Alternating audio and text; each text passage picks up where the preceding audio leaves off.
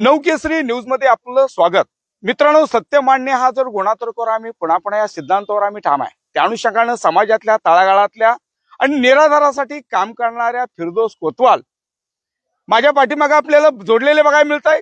खऱ्या अर्थानं प्रभाग क्रमांक कासारवडवली 1 मधले आजचा हा आपल्याला सगळ्यात मोठा जो उपक्रम बघायला मिळतोय. खऱ्या अर्थानं आज आपल्याला वाविकर हॉस्पिटलचे या ठिकाणी आई इन्स्टिट्यूटचे सर्व या ठिकाणी अधिकारी कर्मचारी आलेले आहेत. पण त्याचबरोबर आपणाला आमच्या ज्या महिला भगिनी आहेत त्या महिला भगिनींना ह्या कॅन्सरची तपासणी होते. कराल महिलांचा सन्मान तर देश बनेल ह्या म्हणीप्रमाणे या युक्तीप्रमाणे आमचे फिरदौस कोतवाल गेले अनेक वर्ष या ठिकाणी काम करतायत. खऱ्या अर्थ समाजमानाचा भान ठेवून समाजाला अपेक्षित आहे, महिलांना अपेक्षित आहे आणि ह्या तरुण वर्गाला अपेक्षित यासाठी काम करतायत.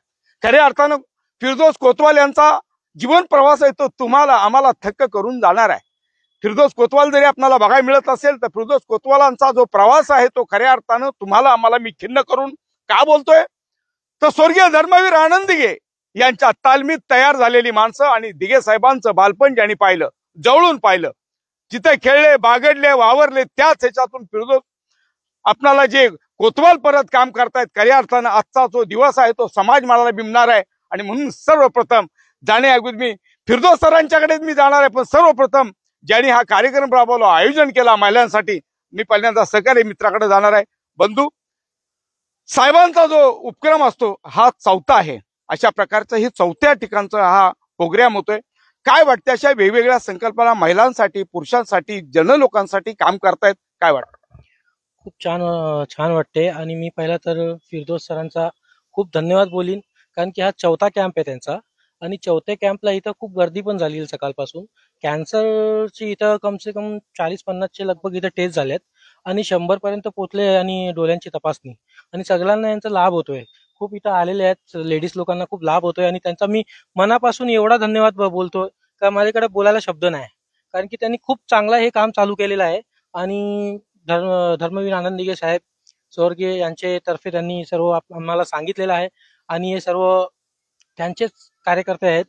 काय बोलूच नाही शकत याच्याबद्दल जास्त. खऱ्या अर्थ आपण बोललो कार्यकर्तो आपल्याला मोठ्या भाऊक झाले. त्याचबरोबर माझ्याच्या आरोग्य सेवेतले दिदी जोडलेले. दिदी, आपण एक महिला आहे. कराल महिलांचा सन्मान तर देश मंडल मान या म्हणीप्रमाणे महिलांच्या ज्या अडचणी असतात किंवा महिलांचे अनेक आरोग्याशी संपर्क असतात, अशा वेळेला हा उपक्रम आहे तो किती समाजाला प्रेरणा देईल? मी तर म्हणते हा उपक्रम प्रत्येक घराघरी आणि खेडोपाडी हा पोचला पाहिजे. प्रत्येक लेडीजला ह्याची संधी आणि हे तपासणी केली पाहिजे. कारण की लेडीज स्वतःला कधीच टाइम देत नाही आणि स्वतःला टाइम काढून त्यातून ही तपासणी केली पाहिजे. हाच माझा हे आहे उद्देश.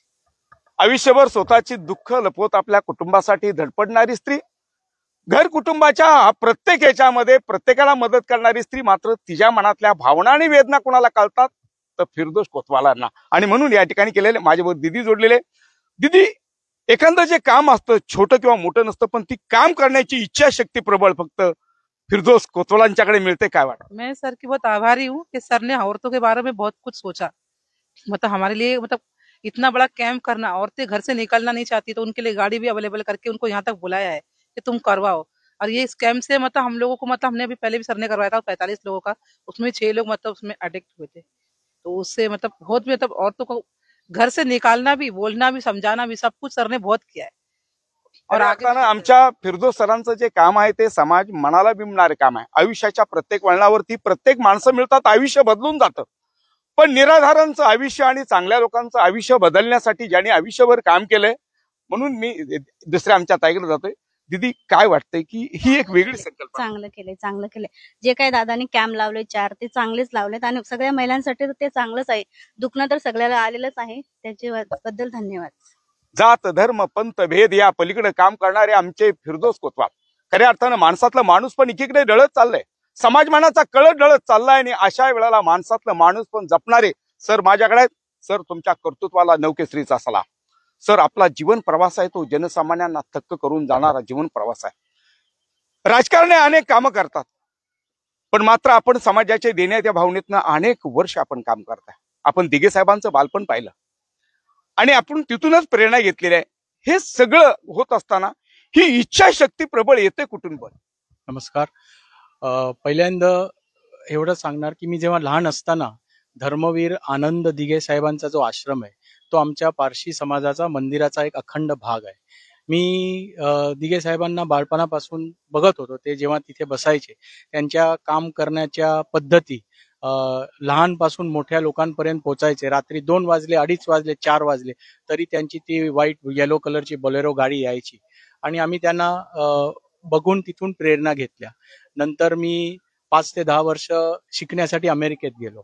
अमेरिकेतून आल्यानंतर सुद्धा मी बघितलं की त्यांची त्याच पद्धतीची कामं आता त्याच आश्रमातून शिंदे साहेब करतायत आणि तिथूनच मला ती प्रेरणा आली. खरं म्हटलं तर साहेबांनी जे सांगितलं होतं 80% समाजसेवा आणि 20% राजकारण. आपण म्हणतोय की 80 पण नाही, 90% 99% समाजसेवा हाच राजकारणाचा खरा धोरण आहे. मेडिकल कॅम्प इथे जे मी लावलंय ह्या ओवल्या प्रभाग क्रमांक 1 मध्ये, इथे कॉस्मॉस मध्ये मी राहतो. इथे आजूबाजूच्या परिसरात बरेचसे आदिवासी पाडे आहेत, आगरी कोली समाज आहे आणि त्याच्यात काही पाडे एकदम आतमध्ये गावखेड्यात आहेत आणि तो समाजाचा शेवटचा वर्ग आहे. तिथे मदत पोचलीच पाहिजे. आपण 2025च्या शतकमध्ये राहतोय, मेट्रो धावणार आहे, बरोबर आहे, अगदी बरोबर आहे, पण अजून डोक्यावर काहीतरी सब्जी वगैरे ठेवून ह्या लोक अजून घरातनं बाहेर पडतात. त्यांना 1 तास लागतो कधीतरी. तर आम्ही ते बघून इथे पहिलं काम केलं म्हणजे ठाणे म्युन्सिपल ट्रान्सपोर्टची बस सुरू केली.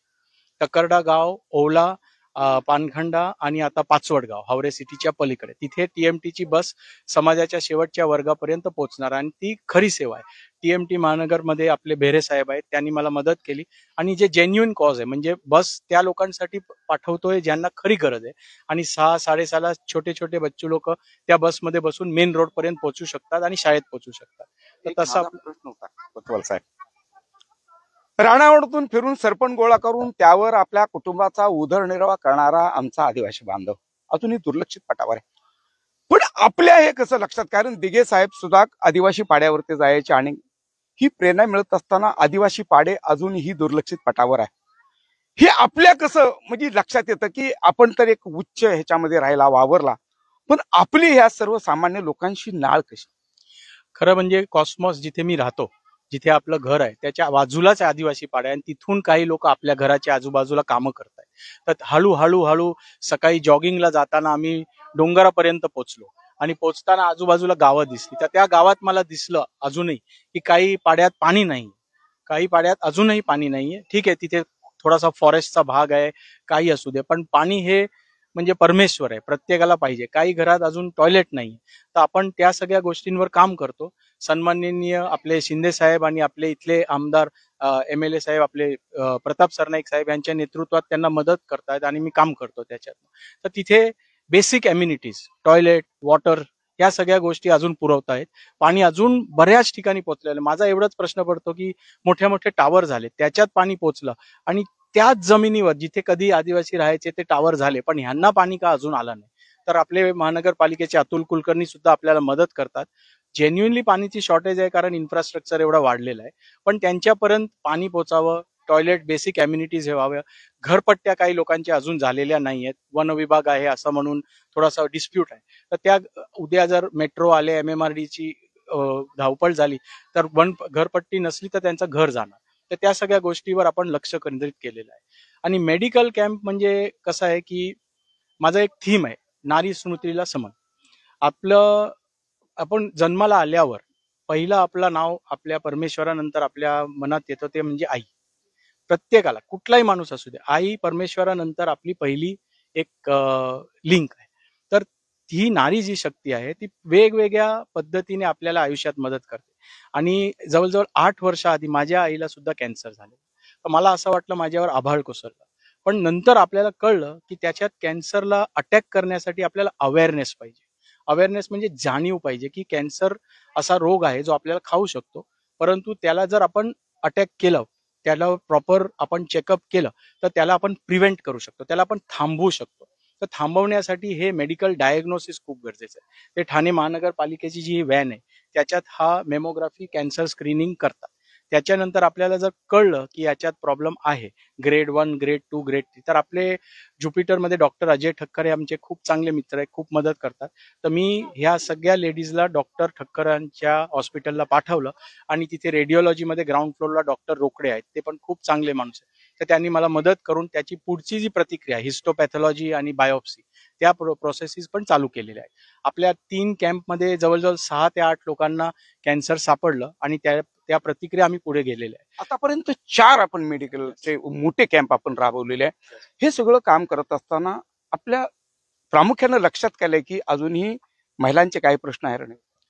हा, प्रामुख्याने लक्षात एवढं येतंय की जसं मी म्हटलं की समाजाचा जो शेवटचा वर्ग आहे, आदिवासी, कोली, आगरी, ज्याच्यात जे पाड्यात खेड्यात अजून राहत आहे, तिथपर्यंत मेन फॅसिलिटीज तर आहेत कॉर्पोरेशनच्या, पण अवेअरनेस म्हणजे जाणीव की बाबा आपण ह्या रोगावर पण अशा पद्धतीने अटॅक करू शकतो, ह्या रोगावर आपण अंकुश लावू शकतो. तर अवेअरनेस स्प्रेड करणं हे खूप गरजेचं आहे. आणि दुसरं अजूनही कुठेतरी असं मला वाटतं की सोशल स्टिग्मा, म्हणजे लोकांना वाटते नाही नाही असं मी कधी हे टेस्ट करणार नाही, मला भीती वाटते. तर मनातनं भीती काढली तर आपोआप हे लोक पुढे येतील. तर सोशल अवेअरनेस आणि सोशल स्टिग्मा कमी करून ह्या लोकांना पुढे आणून आपण काम करून घ्या. बघा, ठाणे महानगरपालिकाकडे बऱ्याच फॅसिलिटीज आहे, पण त्यांच्यापर्यंत पोचावं आणि त्यांना मार्गदर्शन करावं, हाच एक आपला समाजाचा मोठा भाग आहे. ते जर झालं तर बाकीची बांधणी होतच राहते. खऱ्या अर्थानं मित्रांनो, माणसातलं माणूस पण जपणारे फिरदोस कोतवाल. खऱ्या अर्थानं माणसं समाजासाठी झगडत असतात, काम करत असतात, मात्र पडद्याच्या पाठीमागचे जे रिअल हिरो आपण काय म्हणतो, खरे फिरदोस कोतवाल आहेत. खऱ्या अर्थानं आदिवासी पाड्यावरती आल्यानंतर इथं खऱ्या अर्थानं आदिवासी बांधवांचं दुःख आबाळा एवढं आहे. पाण्याचा प्रश्न ऐरोणीवर आहे, लाईटीचा प्रश्न ऐरोणीवर आहे, अजूनही कोणाची रेशनिंग कार्ड ना जोडलेली नाहीत. अशा वेळेला आदिवासी पाड्यावर जाऊन तिथं पाणी करणं, अनेक मेडिकल चेकअप राबवणं आणि खऱ्या अर्थानं सकारात्मक असणारे आदिवासी बांधव आहेत, त्यांना सहकार्य करून त्यांच्या मनातल्या भावना आणि वेदना जाणणाऱ्या फिरदोस कोतवाल यांच्या कार्याला नवकेसरीचा सलाम. कॅमेरामॅन शमी कागंद्रेसह मी रिपोर्टर सागर पाटील, ठाणे.